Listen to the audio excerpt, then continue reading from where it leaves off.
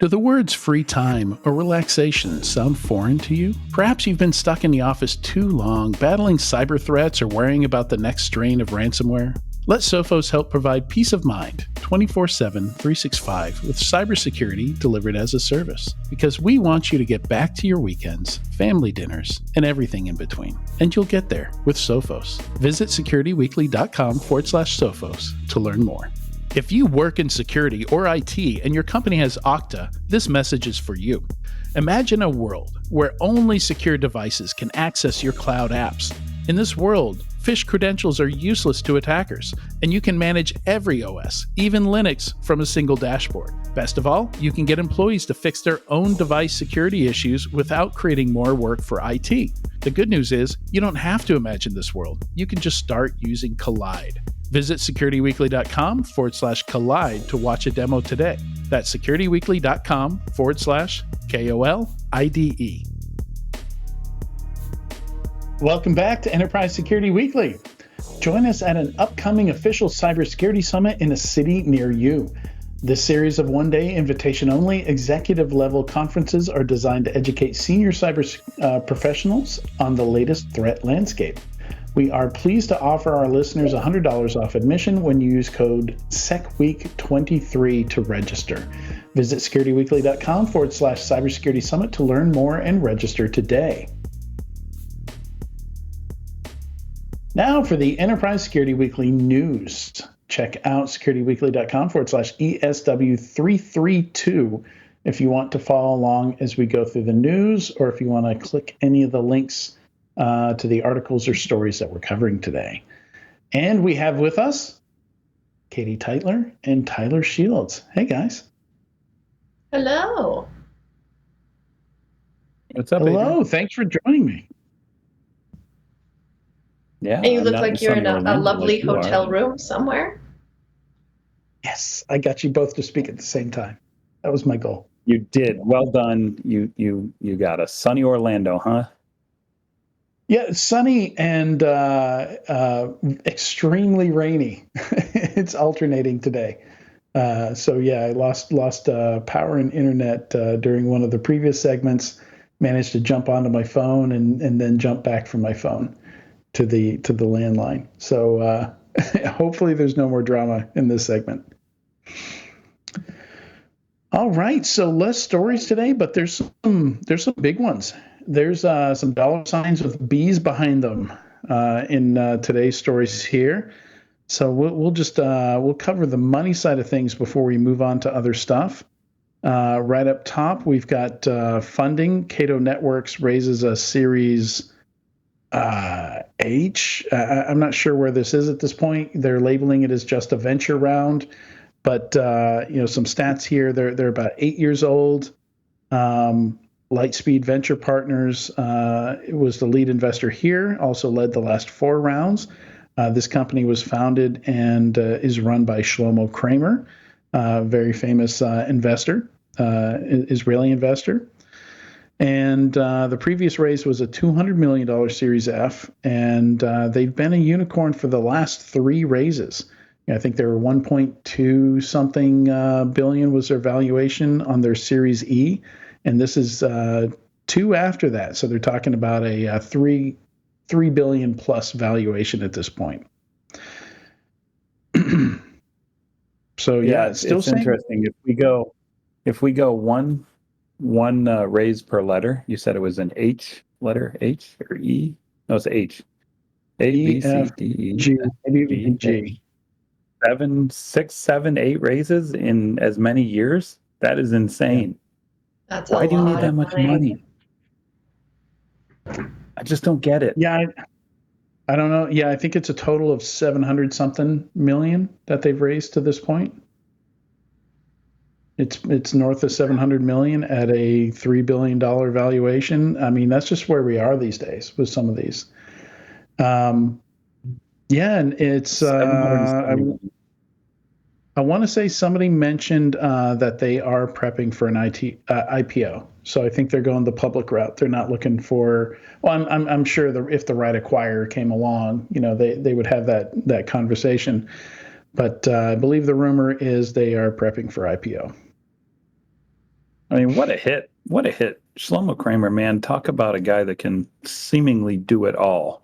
If they're big enough to actually go IPO right now on after this raise or because of this raise, that's impressive. That guy's got the golden touch. He is the Midas man of all things cybersecurity, really. Yeah, and He's been involved in so many projects. He was one of the judges at Innovation Sandbox this year. When my company was up there giving its 3-minute pitch. When we were giving our 3-minute pitch, he was one of the judges. So yeah, always interesting to hear his thoughts on things too, because he's been around for a long, long time, has seen many market cycles. Also here, I kind of want to, before talking about any other funding, I kind of want to jump down to acquisitions and talk about what's going on there, because there's some big numbers there. CrowdStrike recently confirmed an acquisition of Bionic.ai, and I've already forgotten what Bionic.ai does. Bionic is an ASPM, from my understanding. They're an application security posture management company. Yep. Which is super interesting, because that space I was hot to trot on. I thought it was going to be a very high growth, very interesting space. Did a number of investments in the space. And now it's like, oh no, what does that mean for application security vendors as a whole if CrowdStrike is getting in there and playing in that space and starting to become a player in application security on a broader play? What's going to happen? I think ASPM as a concept could just, we don't really want to rush down that path so fast, right? Now that we know who we're going to go up against and who the big boys are, I think that anything posture management, XSPM we'll call it, it's got to fold in. It's got to go to CrowdStrike. It's got to go to Palo. It's got to go to Wiz. It's anything XSPM is going to fold into that big, broad one ring to rule them all security play. And CrowdStrike wants to be involved in that conversation.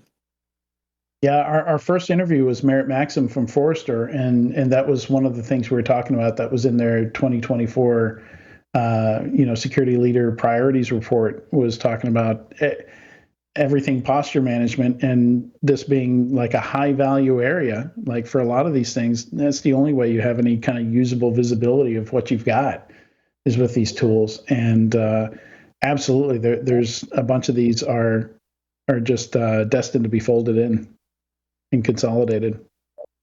Working in this industry specifically, this is something that we're taking a look at very closely, because when our company started, others in the industry, similar ones, who started 3, 4, 5 years ago, this was a space that was ripe for innovation. But at this point, even this space, the security posture management of, insert previous letter, it's just becoming in and of itself. You can't just take posture management in a silo. It has to incorporate everything else, because otherwise, what is posture? It's exposure management. It's vulnerability management. It's identification. It's policy and control. It's risk rating. It's just so encompassing that even in the 2 years that I've been where I am, I'm looking at a space that is no longer this big. For those of you listening, right. I'm making a little circle with my hands,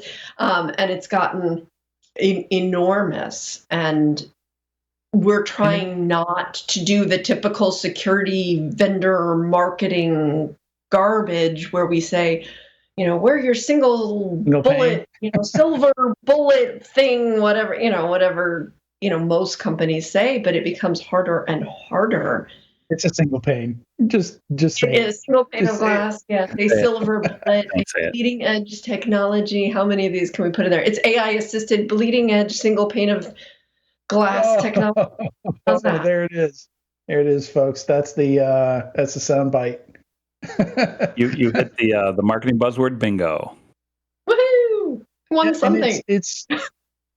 But it makes sense for it all to be together, because this is all hygiene governance type stuff. That's like just making sure all the boxes are checked. Did you use the right configuration, or did you configure a bunch of risky stuff? Did you fully offboard that employee, or did you miss a few things? Like, it's just all this just process stuff where there's just really simple stuff that can fall through the cracks that can bite you in the butt pretty hard if you miss it. For sure. For and sure. It does, And we will get to you don't this want that spread later. across 7 products, do you? You want all that in one place, right? Yeah, I would. and in some sort of automated fashion. I know the A word is a little bit of a dirty word to some practitioners because they think, oh no, I have to check everything. But this is not, considering the amount of stuff that's in use, users, devices, data repositories, clouds, containers, blah, et cetera, et cetera, et cetera. You have to do this in some sort of holistic way. You can't just have some guy sitting behind a keyboard going, oh, look, tap, turn that off. Oh, look, there's something else, tap, turn that off. It doesn't work. We've seen it a million times where you have literally a guy behind a keyboard trying to shut off access piecemeal and, oops. Yeah. You're going to miss something. Yeah. So the biggest number in the show notes today for the news is 28 billion. That's not number. The biggest number in the news today. That's the biggest number in the news. Yeah, right. Yeah, it's so Cisco acquires Splunk in a cash deal worth $28 billion. And that's a lot of cash. Is this the biggest cybersecurity deal ever? Have there been any bigger than this? I can't recall. I think the teens is as high as anything's gone, right? Like breaking up McAfee and Symantec. I think some of that might have been up in the double-digit billions, but I don't recall anything even close to 28. And they call it a cybersecurity company. I don't know if I call Splunk a pure play cybersecurity company. I feel like I know folks who use it, for log management for stuff that isn't specifically a security use case. Definitely being billed as a cybersecurity acquisition for sure. Just to discuss the largest versus not largest question, I just did a quick Google for largest cybersecurity acquisition. That's it, and it came up with Splunk. So, according to Google, on a random, completely unscientific search, it thinks that it's the largest in history. Now, that being said, it also does give the fact that it is the largest acquisition ever done by Cisco as well, which in and of itself, Cisco's acquisitory for over 2 decades now. They've been buying companies. So, for them to make this big of an all-cash play is absolutely massive. I mean, that's a lot of bathtubs full of greenbacks there to make a $28 billion acquisition. So, it's kind of neat to watch this one go down. I agree with you. Is it a cyber acquisition? Is it not? I would argue that Splunk is largely a cyber company now, but certainly it is a event correlation company, which directly contributes to, cyber needs, right? Events and event correlation is directly a part of general cyber requirements. So I would classify it as a cyber acquisition. I think it might be the biggest in history. What is the total addressable market for SIM? Yeah, for all of cyber. Considering the where it is, how old it is, what companies already have deployed. I want to say all of cyber is somewhere around 150, 180, something like that at this point, and I think that even includes services, right? Okay, so you just answered the question I didn't answer. I didn't ask. Is the total addressable market worth $28 billion? Is Splunk worth $28 billion? Yeah, I don't know. Oh my! It's, check out this. Well, and this is a time when we're expecting companies to be paying to get good deals, right? Like cheap. Well, that is not synonymous with Splunk. Right. Well, no part of Splunk. You don't hear the word cheap. What were you sharing, Tyler? Yeah, check out this interesting data point I just dug up. Prior to the Splunk deal, Cisco's biggest deal ever was the cable set-top box maker Scientific Atlanta in 2006. Do you want to hazard a guess as to the size of that acquisition, the second largest one they've ever done? I'd say it'd have to be. 572 million. No, I'd say it's in the 72 million billions. with an M? It's in the Yeah. billions. Yeah, it's got to be in the billions because SourceFire was in the billions, and that was Yeah. 2011 So or what's something the like second biggest? 2013. So second biggest, I'd say 12 billion. It's only 6.9. I was shocked. So they've gone from 6.9 billion being their largest acquisition of, if you remember back when set-top boxes were a thing, the largest set-top box manufacturer on the planet was Scientific Atlanta. Pretty much they were in every home. And that was a $6.9 billion purchase in 2006 to being a 28 billion dollar acquisition. Massive jump. What's really interesting on that too is it's about 13% of Cisco's market cap that they're putting to work here by making this acquisition. So if this one doesn't work, it is a massive, massive problem for Cisco. That's a big write-down. This is also the same company that acquired and divested Linksys, right? Like Linksys had to have been a pretty big acquisition, big consumer electronics company. Like most of the wireless access points at one point were either D-Link or Linksys for a long time, right? Yeah, according to my rapid Google foo, Belkin and its subsidiaries, including Linksys, were acquired by Foxconn for $866. Cisco buys it doesn't say. $500 million, all stock deal to buy Linksys. Wow. $500 million. That's crazy. Wow. Yep. I guess it was a low margin business being like stuff you put in Best Buy, right? Stuff you. Yeah, I mean, it's insane. But if we think about the strategic reasons why this makes a whole lot of sense, right? Cisco has been pushing hard to become relevant in cloud. They want to become just as important as Palo Alto Networks as on a go-forward basis. And one way to do that is to make an acquisition of one of the largest, if not the largest, event management system on the planet. You couple that with all of the data that you're getting off of I think they acquired Divi Cloud, they acquired a couple of other cloud properties, plus your authentication systems with Duo, with that acquisition, and you quickly realize how important that central anchor is in your strategic offering. They didn't really have a central anchor. They had peripheral anchors. Now they can anchor everything by shuttling that data back into Splunk as the core central repository of data management for them, and I think it's a very smart acquisition. Yeah. I mean, Price Splunk, debate aside, it's a smart acquisition. yeah. It'll be interesting to see what they do with it. If they cut the prices for the services, I think Splunk could maybe thrive. But when was the last time you heard the name Splunk without also hearing about a complaint about how much it costs? It's like they Never. they must have tons of churn, and must have some considerable issues to deal with there. But still, worth $28 billion apparently. Yeah, I mean, you also still got to get through regulators. I don't think it'll be an issue, but this is an intent to purchase. This is not a complete close, so you got to get past the regulators, and there's all sorts of hurdles that could still terminate this deal before the cash exchanges hands. Well, 28 sure, billion in a buyer's market. Sorry, yeah, from the regulation point of view, I know a lot of people have been talking about that today, but I don't. Not that there's anybody who's at the level of Splunk in terms of,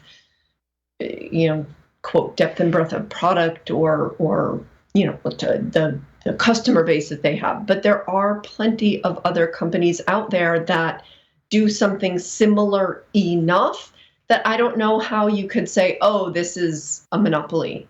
I don't see it. Yeah, Splunk has a ton of competitors. Yeah. Yeah, I don't see this being shut down. I don't see how regulators would come in and be like, no way, this is going to create one big player and that's all. No, there's just too much competition, not just with Splunk, but with other, like you said, it's not just them, it's Microsoft, and there are a lot of other companies who are trying to become the next cybersecurity player. We've talked about a lot of them on this show, that they're not squarely in cybersecurity, but they're acquiring cybersecurity companies because they want to go up against the Palos. They want to go up against Cisco and Microsoft and and all of those. They, the whizzes of the world, they want to become that, and the easiest way to do it is to buy. Yep. In 2023, Cisco has acquired 4 companies focused on security. Armor Blocks, a threat detection platform called Armor Blocks. ORT, which goofiest name in history, OORT, ORT, does it's identity reference to management. the port cloud, I think. And Vaultics and Lightspin, which are both in cloud security space. So clearly they've been on the acquisition train this year. Not surprising. Also, what's interesting is should Splunk walk away from this deal, there is a $1 billion breakup fee to Cisco. So they have significant skin in the game not to walk away from the deal before close. Wow. Okay.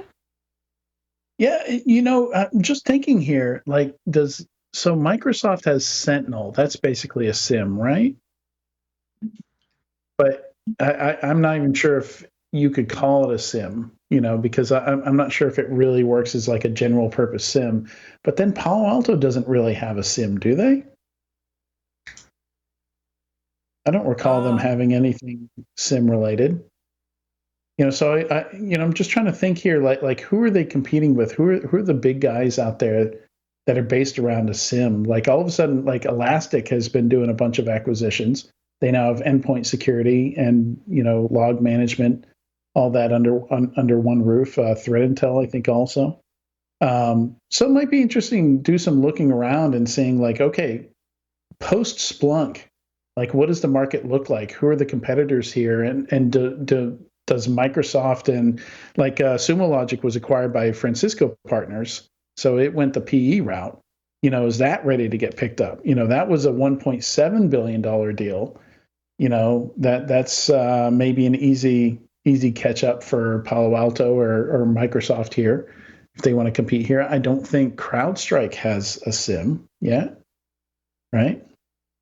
Yeah, I'm not sure, but they all have to have engines, right? The one ring to rule them theory means that there has to be some kind of central core data collection component, whether it sits in a data lake, whether it sits in a SIM.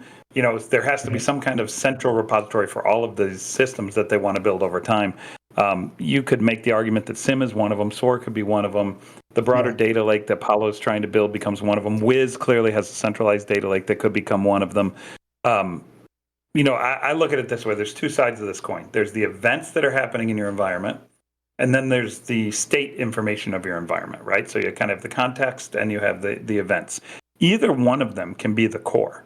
Either one of them can be the core of what the data you're collecting is, and then you overlay it with the other. Cisco's clearly taking the approach here that SIM will become the core, that the event systems will become the core. I think Wiz is taking the opposite tack, that's saying that context and state data becomes the core, and then we will overlay event data on top of that. Who knows who's right in the longer term? One other thing I want to bring up about a lot of the articles I've been reading about this acquisition is during the announcement this morning, during the very short press call I think they did, they spun it super heavily around AI, around Splunk having AI capabilities, right? And of course they're going to spin it that way. Yeah. But how much real AI beef does Splunk really have? How much meat is behind that? I think that's a fundamental question. We cover a lot of news here. Like we usually have 30, 40 stories every week. Do you recall any Splunk AI announcements? Not a single one. It doesn't mean I don't have one. I just don't recall one. Yeah. So anyways, it feels like a bit of marketing fluff around that. But I still posit that most AI in air quotes is just machine learning. I know we're calling it AI, but it's just a lot of math. There's a lot of math and not a lot of sentience in most things. Or the other M word, it's mostly marketing. Oh, yes, mostly marketing, yes. But if you put AI in front of anything, apparently you get lots of money these days. So why not? Yeah. That dreaded M word, marketing. So Tyler, talking about needing that engine, needing that central piece. We've seen Elastic move into cybersecurity, try and become a cybersecurity vendor. What about Snowflake? Snowflake has a ton of cash. What would they be like if they wanted to? Angle. What? I freaking love Snowflake from that angle, from where you're going with this thing, because who else I like too is Databricks from that same angle. Yeah. Both have tons of I'm a cash, huge doing really well in the market. Yeah, I'm a huge fan right now of systems that collect massive amounts of context, of data. Context is my keyword for 2024. What is cybersecurity? Everything we do, it's all contextual, right? As a human being inside of cyber, you are tracking down an attacker. Okay, great. Well, what's the context around what they broke into? What's the context around the TTPs that they did, the attack methodologies, the exploits, the state of the systems they were breaking into? That's all the context, right? And literally, if you ever think of anything in cyber, you can always break it down to, well, I need more context to make a decision. Well, we're in a situation now. I think we're in the world, and cyber is in a situation now where we have that context for a change. All right. And if to directly answer your question, storing that context in Snowflake or storing that context in Databricks is a fantastic way of connecting the dots and providing rapid access and queryable access to the context so that humans or artificial intelligence, who cares which it is, can make smart decisions out of that context. And I think if we're going to talk about investing in cybersecurity going forward, there's an AI pick and shovels, if you understand that term, pick and shovels investment play to be done for both Snowflake and Databricks as an underlying platform that will support whatever data lakes get built on top of it, whatever security lakes get built on top of it. And one of the things that made me say it is, that's one of those logos I keep seeing come up when I look at people's technical partners on the cybersecurity side. Like tons of companies are already plugged into Snowflake as both a platform, something to protect, something to build on top of. There's some cybersecurity products out there where you don't have a choice where to put your data. They just standardized on Snowflake, and they're like, all you need is our product and Snowflake, and like they're our data side. We just decided to build on that because it was, easy, it scales, and we don't have to build it ourselves. Well, I think there's a lot of data guys and gals out there, data nerds out there that'll know this way deeper than me. Those fundamental subsystems, as opposed to using like an S3 bucket or even an Elasticsearch to a degree, those fundamental subsystems are allowing relationships to be connected between data points in ways that are queryable faster than any other system, right? So I read an article just this week about, I think it was Databricks. Don't hold me to that. It's one of the two, Databricks or Snowflake, where they allow, they just launched or allow now a fast vector connection engine on top of it, which again just speeds up queries, right? Speeds up the ability to ask complex questions of your data sets. That's all AI really fundamentally needs is a massive amount of data and then the fastest way and the cheapest way to ask questions of that data. And if you have that infrastructure, AI becomes viable, right? And so it's really exciting times now, I think, for both of those companies, not just in cyber, but across the board, but certainly as fundamental building blocks to cyber products. But look at how data science teams have exploded in engineering teams for cybersecurity vendors over the last 5 years. There's a lot of cybersecurity vendors that have significant data science teams now. Yeah, most of them. So I would argue most of the good ones. Yeah, I think that speaks to the trend that you're pointing out also. All right, so on the more negative side here, we've got a non-acquisition. We've got some details on what happened between Cisco and SentinelOne. I feel like there's some reading to do between the lines here. Tyler, what do you think happened here? Oh man. I mean, have you had a chance to look at this? I'm not gonna. Yeah, I definitely have read it. I'm not going to comment on malicious intent of SentinelOne with regards to their numbers. So to summarize for the audience who may not have read the article that we're going to be discussing, Cisco was apparently really close to acquiring SentinelOne, and I'm going to paraphrase mostly from the write-up that you did, Adrian, here. Cisco was apparently very close to acquiring SentinelOne. SentinelOne, quote, discovered a gap between the ARR it previously presented and the actual expected revenues. So listen, for those of you who know how accounting works, you would think it's math and you would think 1 + 1 always equals 2, but really that's not how accounting works in many, many different ways, right? There's lots of different buckets you can apply things to. And I'm not going to say that SentinelOne did anything nefarious or negative, but what I will say is it It was a disconnect from the way Cisco wanted accounting to occur. And because of that gap, SentinelOne eventually changed its ARR calculation method to reflect more accurately. I don't know if they did it to try to get the deal done, or if they did it because it's correct GAAP accounting principles. It's still TBD. Whatever the case may be, Cisco said, thanks, but no thanks. We're not going to dance with you at the dance. You're no longer pretty enough.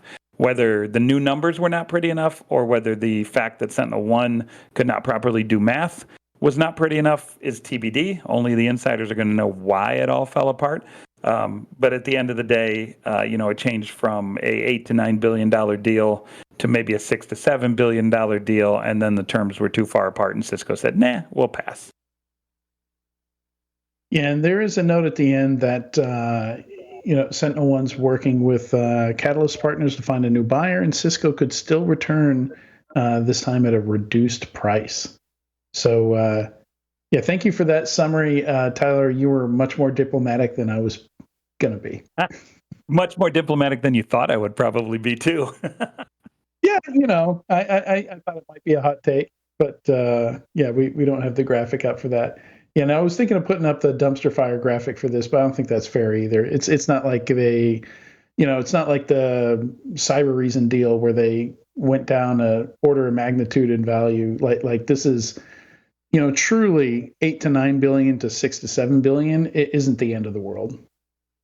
Yeah, I'm actually just opening up my my trade desk right now to tell you where they currently stand. Let's see. I think it's just shy of 5. Yeah, just shy of 5 billion. Yeah. Mm-hmm. Yeah, 4.89 with a 1-year graph that shows a decrease from about 28, 29 on the high down to 15. So, I mean, it has definitely been crushed the last calendar year, 1 year. From it's just being destroyed, but down to 4.89. And obviously, if you find a bunch of math that says the $8 to $9 billion offer you are putting in front of somebody is really worth, 5, 6, 7, you're going to walk. You're going to walk all day. You'll never get that deal done when it's that far apart. So, maybe 4.89, let's call it a 20% premium, 30% premium on top of that is what it might go for. So 5.5. 5.5, 6. 6. Yeah. Yeah. And then one more acquisition. If you look back even further, just FYI, if you look back even further, it's actually down from a peak of over 75. 20. Down to 15. Oh, yeah. Yeah, but market cap was hit 20 at some point, I think, is what the article said. Yeah, the per share valuation was over 75 to 80 at its peak, and it's now currently sitting at 15.91 as of right now. Yeah. Which isn't that far off everybody else. Like everybody's down quite a bit for the most part, right? Still? Yeah, that's pretty damn massive for a publicly traded company. But yes. I mean, you could certainly put it to 2022 being a tough market and the first part of 2023 being equally tough. But listen, you don't go that far down if you have really good numbers, metrics, and output. So it's either the buy of the century right now because it's so low, or it's going to get acquired pretty quick here. Yeah. All right, so the last acquisition piece to talk about is a rumor that Palo Alto Networks is in negotiations to acquire Talon Cybersecurity, very typical kind of Israeli rumor mill. So we've been talking about enterprise browsers for not that long. I think I've been the main host of this podcast since before secure enterprise browsers was a term, and already we're talking about one of them exiting. Adrian, let me eat crow.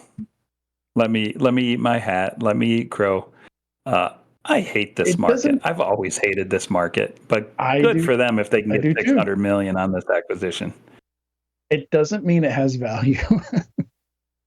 I mean, maybe it's worth $600 million, but it doesn't have value to the buyer. Right. Yeah, to the buyer. We've seen plenty of acquisitions where the product just disappears and you never see it again, right?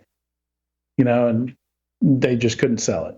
The salespeople couldn't push it. Nobody wanted it.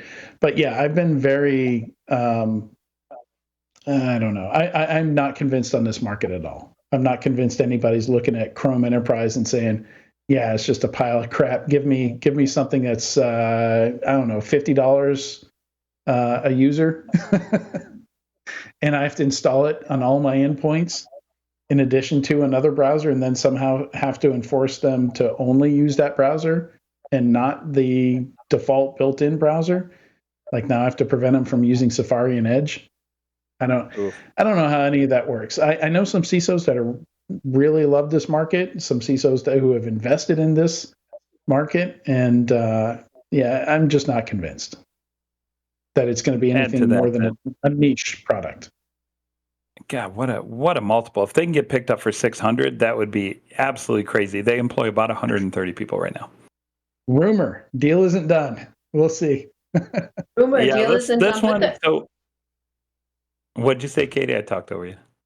I was just going to say, I mean, I think we've just all seen that the value of something in cybersecurity doesn't necessarily make it real, right? Like everybody assumes that if somebody gets bought, if somebody gets an investment, if there's some sort of activity that makes it really good or a real market. And it's not, it's just trends, and it's just people who have done an analysis on whether or not they can personally make money.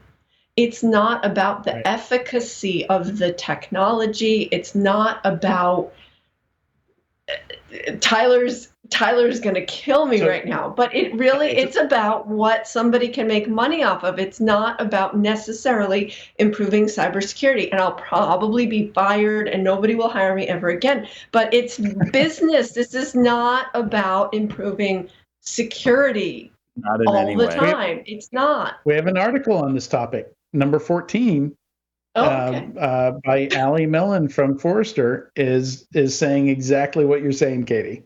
I swear to God, I didn't read it. I've been, neck deep in work stuff. I swear to God, Ali, I didn't steal anything. So before we No. run to the blob discussion, $600 million deal, 130 employees. That's pretty impressive number per 130 employee on an exit. invested. I think 130 raised, 126 135. So million invested today. Yep, okay. including $100 million Series A in August of 2022. Listen, if they pulled that in August of 2022, they had to be doing okay, right? It was post collapse, so they may surprise me. And maybe 600 million is an actual real number that does make sense, and I'm just uninformed, which is highly probable. Most of the time on this show, I'm just kind of hand waving a lot of stuff, so it's highly probable. But I think at the end of the day, I'm going to flip a coin and say that this one comes up tails and does not get closed at 600 million. It will not. It will not close. That's my prediction on this one. All right.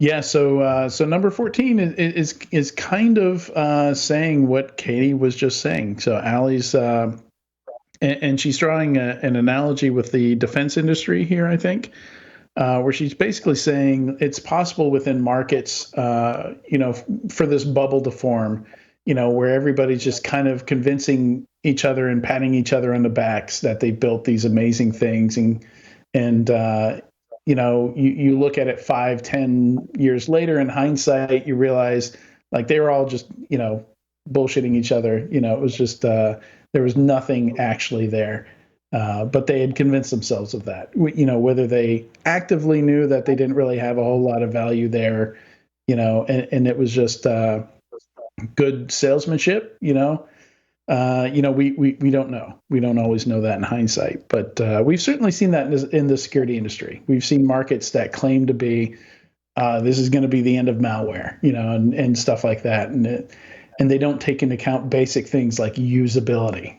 Like I'm specifically talking about application control there. When Bit9 was, we saw analysts. I think it was an analyst from IDC who was like, with application whitelisting, now what we call app control, you just give a check mark next to all the programs you can run, and then the malware can't run, right?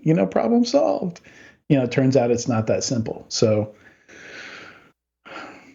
yeah. Listen, man, I love Allie. This is a great article, but business follows the trends and waves, right? And what she's saying is that the trends and waves are self-inflicted, and she's 100% right.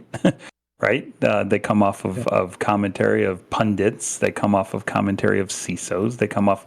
But you know what? That's the whims of a market, I think, in a general sense. You could take this entire concept that she's writing about and literally apply it to any other market. You could apply it to consumer packaged goods, CPG markets, and just say that the whims of the markets push this direction, and businesses are smart enough to say the trend moves this direction, so we create our sunglasses with a red tint because that's where the new direction is, right?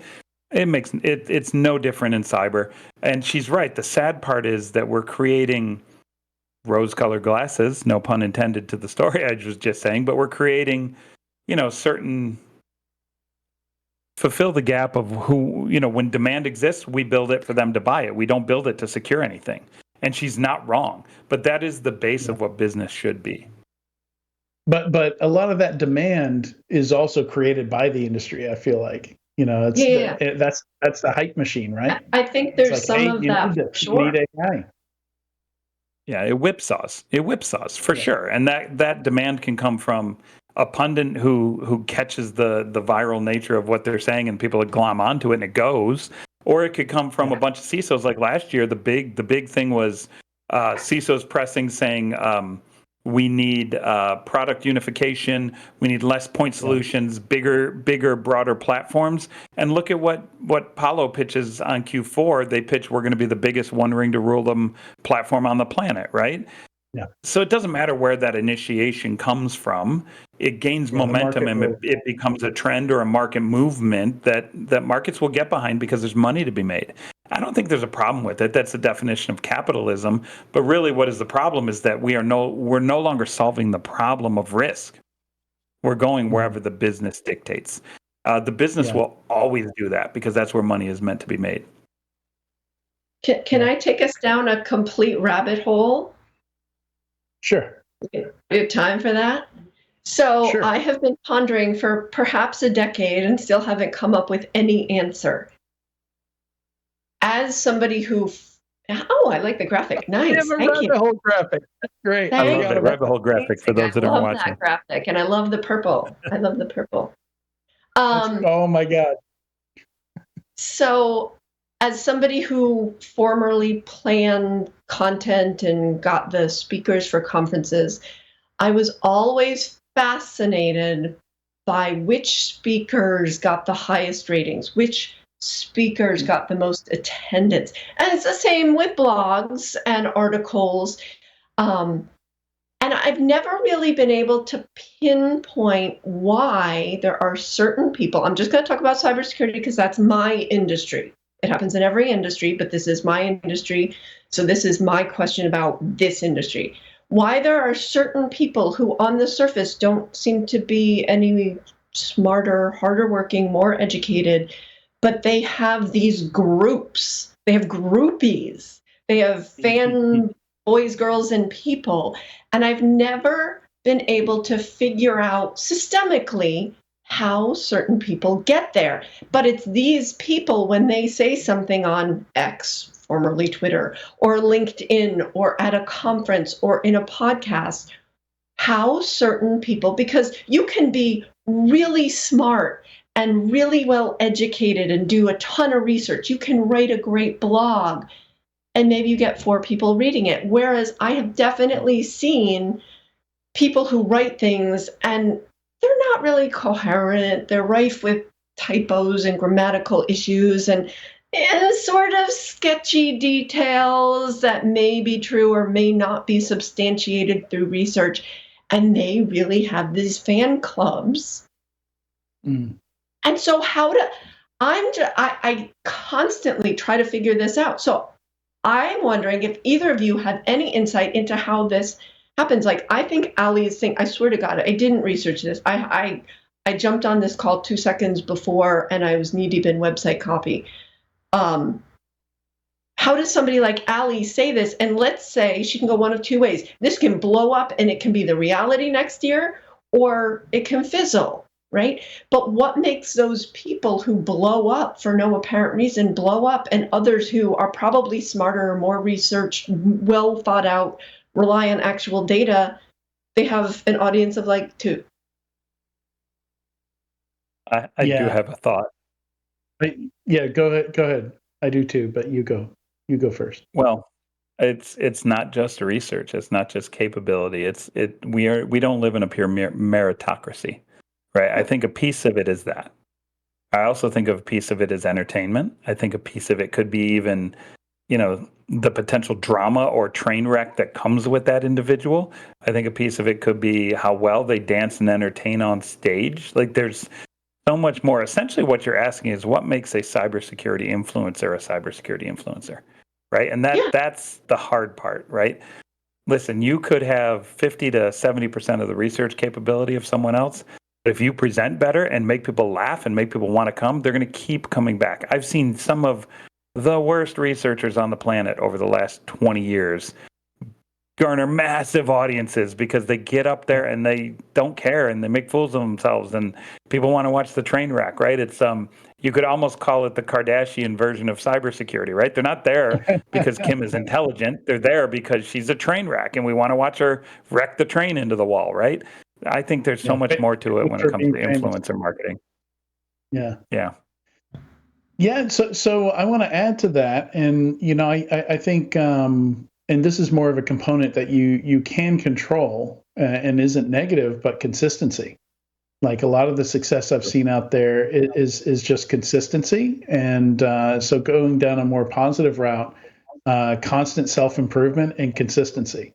So, like if you look at a lot of famous YouTubers, their very first YouTube videos are on there and they'll have just like you were saying, Katie, 4 views, 10 views, and the videos are terrible. And what they were trying out didn't work. But what got them there is they recognized what did work and what didn't work. They were looking at the data and they kept trying things, and that consistency was there, and they just never gave up because ultimately they were doing it for themselves. They're trying to put together something that they would want to watch, that's they would want to consume, and they eventually got there, and other people agreed with them. And that's kind of what I do with this podcast. Is I figure generally if I'm confused by something or curious about something, there's some portion of the public, people that want to listen to a show like this are also going to be confused or curious about. So I just lean on that. I don't do a whole lot of market research. I hear something, I'm like, oh, that sounds like hypey bullshit. Let's dig into this. Let's have somebody come on and talk about it. And I mean, going that selfish route, that like, what do I want to see? Has paid off. I think. But Adrian, I agree with you here. This is where, I've known you for a long time now, and I can definitely say that your commitment to things is incredibly impressive and always has been. No, Adrian is 100% hypey bullshit. Just saying. Okay, fine. But no, I'm serious. Like when I first, all things should be. Thank you, guys. Right. When I first met you, you were kind of a different person. You weren't a bad researcher or writer or whatever. That's not what I'm saying. So please, nobody interpret it that way. But I've definitely seen your commitment to that. But I've also seen people who just don't. And I think it's great when somebody is committed. There's some really bad talks on YouTube. You can find me delivering some really bad content on YouTube. I'm sure you can find anybody, but I've also seen people who just, they don't. I'm thinking of one person in particular, and I'd never call this person out by name, but like, I don't get it. And it's Tyler, you're right. I consistently see this person posting on social media and people are just like, oh, and I'm like, because I can look at this person from 10, 15 years ago and say, they haven't changed. They haven't grown. Yeah. They just listen to their own bullshit and do it over and over again. And I think there are people who do try really hard. And then there are other people who just, they say, the grass is green, and people go, yay! And they're like, yes, we're going to talk about the grass for the next 10 months. And it's like, yeah. I don't know, this question. I don't know. Maybe some people don't have the BS filters that we've built being analysts, and you've been part of speaker selection processes and stuff like that. Like you read enough of this stuff, you look at enough of this stuff, and you start to see the holes. And like it's, some people can talk about nothing for as long as you need them to, or as long as you want them to. And if you're not used to it, it's hard to recognize that. But yeah, at the end of it, if you're asked, okay, what are the three major points they made? Not sure there were any. Yeah, I mean, there's lots of different ways you can be. I think the key thing is providing value, right? So providing value can come in lots of different ways. It can come in education of here's what I learned on this reverse engineering exploit, whatever, right? Like teaching. It can come in entertainment. It can come in honesty to your audience and saying, I don't know what the hell's going on, and you're going to learn with me, right? There's lots of different ways you can provide value. And I think, there's no, you don't have to be a cyber rock star that knows everything to provide value and be in these events. You can be in other situations and provide significant value to your audience. And that's the key thing. And I think some people think you have to have some kind of amazing magic trick, reverse engineering like thing that nobody's ever seen before. And that's one thing I've learned over time is like some of the simplest, stupid stuff that took me 5 minutes to throw together in a blog post gave people the most value. And it's stuff where I assumed it's like, surely everybody's worked this out for themselves, or like I'm going to sound like an idiot putting this out there. And same thing. You go to YouTube, you go to Instagram, you go to TikTok. Some of the stuff, like there are really basic stuff that you figure out on your own, or maybe you learn from somebody else that people don't know, and there's a lot of value in. And don't second guess yourself on some of this stuff. Like there are whole accounts that have these huge followings, and it's just like basic things you didn't realize. Is that's good, but that I understand, that provides value. Some of the most basic stuff, I really think that is valuable, because a lot of people are afraid. The ones that don't, I think it's more about the people than what they're saying. I think you could put it on mute and they would still consume all of their content on mute, right? Like I think it's more about like, I've chosen, to be a groupie of this person, and so they some kind of commitment, that they make. All right. Those are the people I don't get. Yeah. No, we don't get those people either, but we don't have to. It's just fandom is a thing, right? I need more fans. I need more fans. Any fans out there that like me, please slide into my DMs and tell me how awesome I am, okay? Because I need more fans. We need a merch store, and we need to sell those Tyler heads on our merch store. I want a shirt with this bunny. I want a shirt with that bunny for sure. Some of these graphics, we could make merch of these graphics. The rabbit hole, the dumpster fire. Well, I'm not sure if we can with all of it, but certainly. We should have a squirrel shirt. Yeah, before we move on to the next topic, I want to call out Cyberburn and Fernanda for commenting in the Discord. They had a couple good comments that definitely fed into what I had to say. So thank you so much for putting those comments in there. We do monitor those comments in real time, so please put those comments into the Discord. We'll be sure to mention them, bring them in, or at least influence where we're taking our conversation. Thank you, Cyber. Thank you for looking at that, because I normally monitor it in real time because I usually have two giant monitors on either side of my teleprompter. But today, I got you back tonight, Adrian. I got you. I appreciate you. All right. I'm not sure we have a ton more time to go over stuff here. We do not have a squirrel story today. Maybe we can leave you with are there any particular ones here that you guys want to hit? Oh, your Cyber Y. We should hit your Cyber Y, number 13. Oh, I love hitting my Cyber Y because the more people I can get up to sign up for thecyberY.substack.com, the happier I will be. But what's up? Why are we hitting that? I'll say from a personal point of view, because it's sitting in my inbox. I haven't gotten to it yet, so a rundown would be awesome. No, it's specifically the terms of service change. This is a trend that I had not spotted. The get me a latte, ignore the TOS change. Yeah. Yeah, this is a really cool thing, and I'm happy to bring that up. I don't remember exactly who found it. It's in the cyberwhy.substack.com. Please go ahead and subscribe. It's free. But one of the articles we brought in is an insider article about a long list of tech companies that are rushing to give themselves the right to use people's data to train AI. And it's companies like X, Instacart, Meta, Zoom, Rev that in the last few months have actually gone in, tweaked their terms of service to essentially say, it doesn't matter what you send us, we're going to use all of it to train our AI to be better. I think at the end of the day, people are always saying, we're not going to stand up for these invasions of privacy. And, my comment here is my bet is the world won't care.